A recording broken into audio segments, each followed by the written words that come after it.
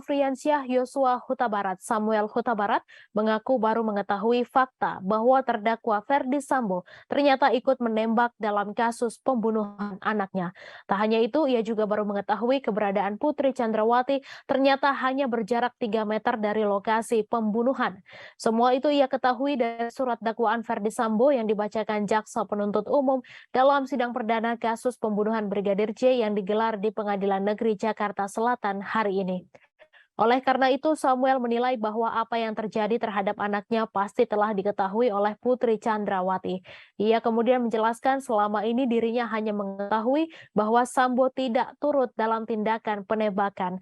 Begitu pula dengan istri Sambo, Putri Chandrawati, yang ia anggap tidak mengetahui peristiwa tersebut. Samuel hanya tahu bahwa Putri Chandrawati mengajak Brigadir J untuk melakukan PCR test dan menjalani isolasi mandiri setelah kembali dari Magelang. Diketahui sidang perdana kasus pembunuhan berencana terhadap Brigadir J pada hari ini tidak hanya menjadwalkan pembacaan dakwaan untuk tersangka Ferdi Sambo saja, namun juga istrinya Putri Chandrawati. Begitu pula dengan ajudan mereka Bribka Riki Rizal dan asisten rumah tangga Kuat Ma'ruf, keduanya akan menjalani sidang perdana pada hari yang sama. Sidang mengagendakan pembacaan surat dakwaan dari Kejaksaan Negeri Jakarta Selatan, termasuk pembacaan surat dakwaan khusus untuk Ferdi Sambo terkait kasus obstruction of justice dalam perkara pembunuhan berencana terhadap Brigadir J.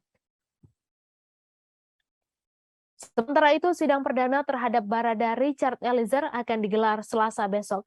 Perlu diketahui, dalam berkas dakwaan tersebut, Ferdi Sambo, Putri Chandrawati, Bribka Riki Rizal, Kuat Ma'ruf, dan Barada Richard Eliezer disangkakan melanggar pasal 340 KUHP, subsider pasal 338 KUHP, junto pasal 55 dan 56 KUHP.